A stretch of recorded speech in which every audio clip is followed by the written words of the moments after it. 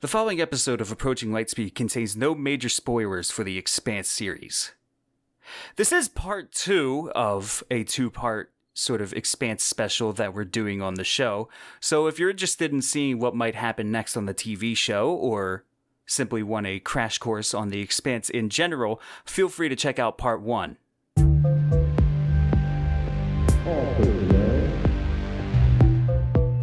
Be advised.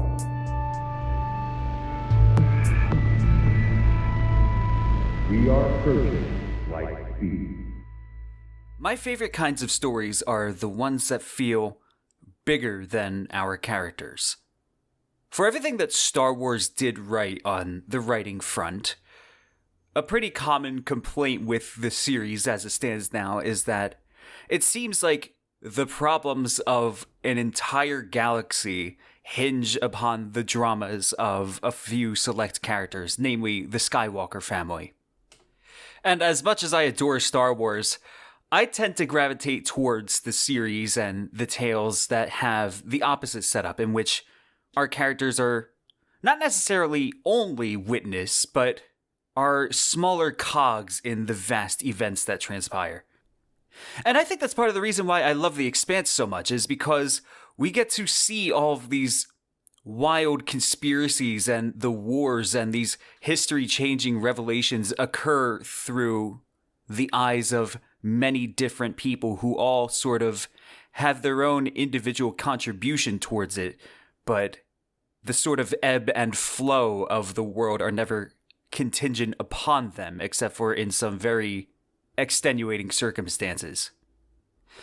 That's kind of what I was talking about in part 1 of our little 2-part Expanse Spectacular, in which I was saying that I tend to view The Expanse as a history volume or an examination of what the future of human history might look like. Because think of what, actual history looks like. The President of the United States, as powerful as he or perhaps she might be, is not necessarily the, quote, protagonist, unquote, of the world, just in the same way that you or I are not the protagonist of history, but rather only the central figure of our own little experience. And that little experience plays out against the backdrop of the wider world. And that's kind of what we're going to be discussing today, is the individual experiences that certain characters have against the wider world of the Expanse that might not really change it in any substantial way, but are still extremely interesting looks into the world that James S.A. Corey has created. Memories Legion is an anthology collection of all of the novellas and short stories that the authors of The Expanse wrote to supplement their universe.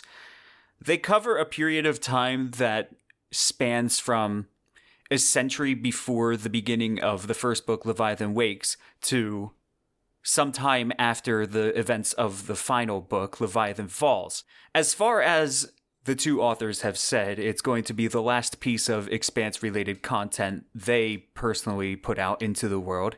And by the way, as a side note, I think there's a lot to be admired in knowing to quit while you're ahead and not letting your creation be milked dry just for money's sake or nostalgia's sake. There are a lot of creators and companies who can learn from Ty Franck's and Daniel Abraham's example on that front.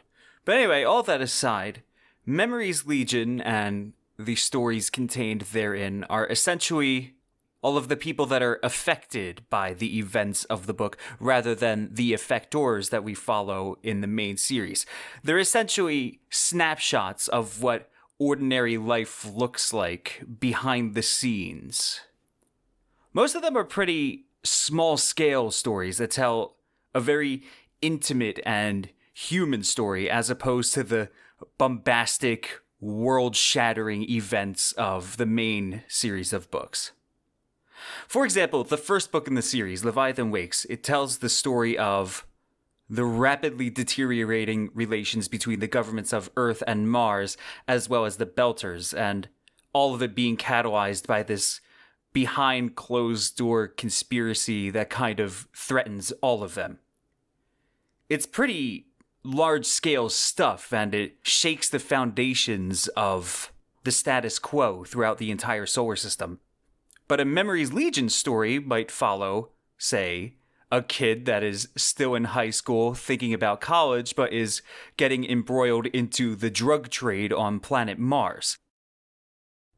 So if you're familiar with The Expanse, or if you've listened to the last episode of Approaching Lightspeed, you know that the Martian government's style of running things is very martial and top-down. They've very effectively convinced the entire population to get on board, whether willingly or unwillingly, with this huge project to terraform the Red Planet in this effort that they're not even going to see the fruits of it for the next century or so. And as you could probably guess, such an airtight society probably doesn't leave a lot of wiggle room for civilians to get engaged with criminal elements and the underworld. So the existence of something like a flourishing drug trade on Mars, not one of their satellites in the belt, but like on the planet itself, that's kind of a big deal. And where the main series will go like very in-depth as to the reasons such activity is allowed to exist on the Red Planet in the first place, Memories Legion sort of gives us a look at these events through the eyes of somebody who's not directly involved with them, through the eyes of a person who's probably not going to be getting into a spaceship and fighting wars and saving the solar system or anything, but is just trying to live their life against the backdrop of these crazier events that are unfolding over their heads. Where The Expanse would address sort of the source of the disease and the cure, Memories Legion is an examination of the symptoms. Unique perspectives aren't necessarily the only thing that's on offer in Memories Legion either. We also get to see way more in-depth looks at some of the more oft-neglected locales and vistas in The Expanse. One of these, notably, is Earth, and like Mars, we don't really get to see a ton of Earth throughout the main series. I mean, we certainly get to see way more of it than we do of Mars, but the fact of the matter is, since The Expanse is such a fluid series in which the status quo changes every book and major paradigm shifts are introduced all the time, there are very distinct eras and states of being relating to Earth that we just never see.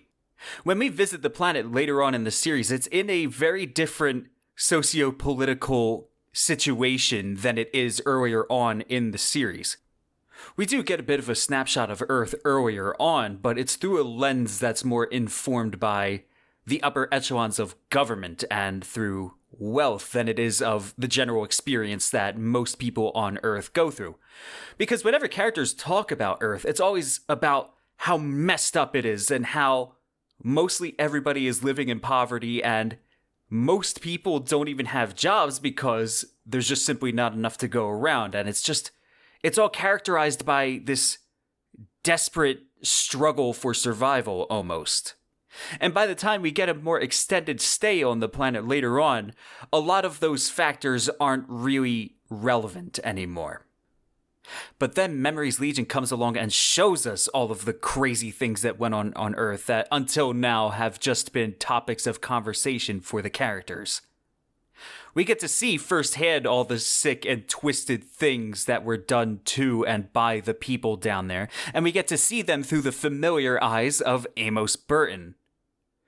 A single cursory glance at Amos will tell you that he is very much a victim of this super flawed system that's in place on Earth. I mean, the guy's a stone-cold killer, and he most definitely has quite a few screws loose. He's a man who has had his mental health robbed of him by his experiences on Earth. But he's also sort of this avatar of what it takes to survive on Earth, and the novella The Churn is our look at how exactly he accomplished that. We get to follow him and quite a few other characters actually through the streets of Baltimore as they navigate the chaos and the winding turns of gang activity during this overarching military-style crackdown upon the entire city. We get front row seats to all of the moral compromises and backstabbings and sheer brutal violence that we only ever hear of otherwise. And that's what this anthology is all about. It's sort of a spotlight that shines upon the bedrock that underpins all of the big struggles of the Expanse. And all of these novellas feel so delightfully experimental too, because they all deal with situations and circumstances and solutions that the authors didn't really have much opportunity to explore elsewhere.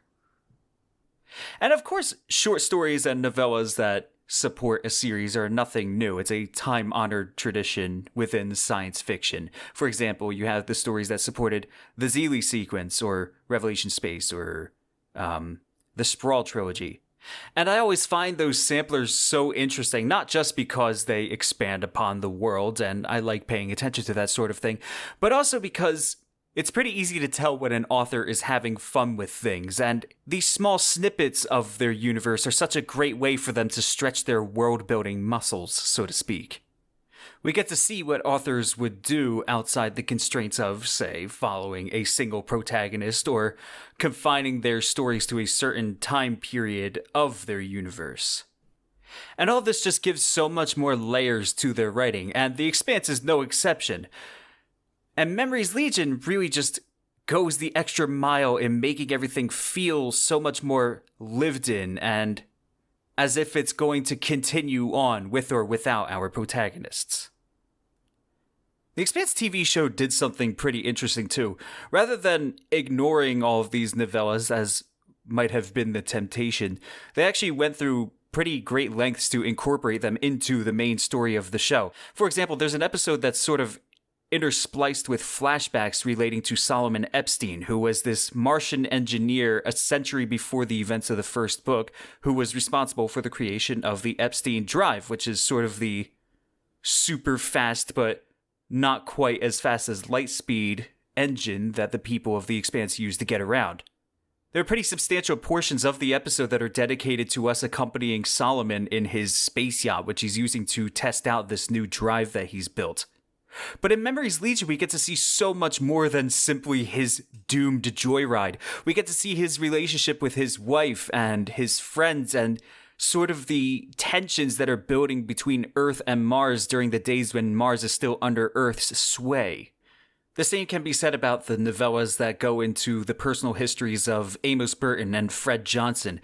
In the show, we get brief looks at these events or are told of them in passing, but in Memories Legion, we get to see them firsthand. And while I understand why a lot of this material was cut from the show, mainly budget and pacing concerns, people who have only ever seen the show are really missing out on some super visceral and interesting storytelling. There's a pretty big elephant in the room here, though, and that is that The Expanse is a 9-book series. It is a colossal number of pages to leaf through. Each book is over 500 pages long, and even if you read one book per month, that's still almost a year of reading nothing but The Expanse. It is a daunting task for most people to get through a series like that. But if you do decide to take it on, and you just want to get completely and totally lost in a new science fiction universe, I can't recommend reading chronological order enough. Most people say to read things in publication order, and in this case, that might even work for a lot of people. But if you really just want maximum immersion, chronological order is the way to go. Because getting the context that comes from, for example, the 3 stories leading up to Leviathan Wakes, those being Drive, The Churn, and The Butcher of Anderson Station, before seeing everything get turned on its head in the novel, it feels that much more rewarding, and you care that much more about the world that's just being changed irrevocably forever. And that effect is only multiplied as you continue your way through these books. Some of these stories are better than others. I mean, each and every one of them is great science fiction, but we all have our tastes, and I am most definitely not an exception. But I think you'll find that including Memories Legion in your read of The Expanse would just make the experience that much richer.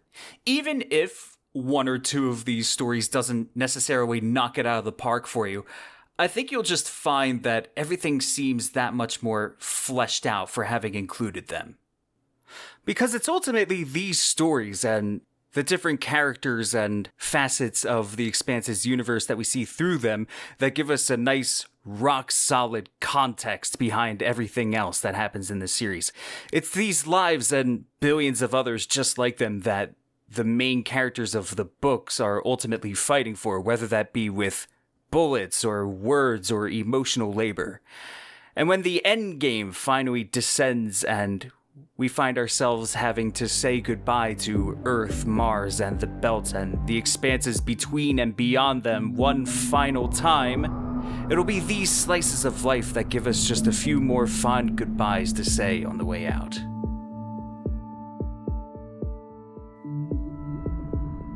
Thank you so much for tuning in. Your support, as always, is just greatly appreciated. I think this is going to do it for me as far as the Expanse goes, at least for the near future, because this is a science fiction podcast and not an Expanse podcast. I mean, I could talk about this series all day.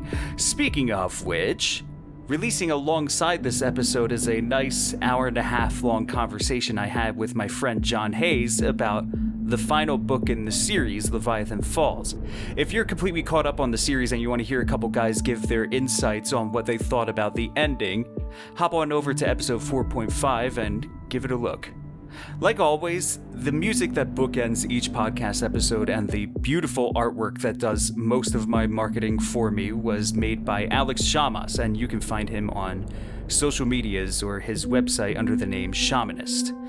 I have a few episodes in sort of simultaneous production at the moment. I'm not sure which one I want to release next, and you're gonna have to stick around to find out which one it is, but rest assured, they're all pretty mind-boggling stuff. I hope to see you there when I put them out. But until then, I hope you stay safe and I hope you have a lovely rest of the day. Farewell.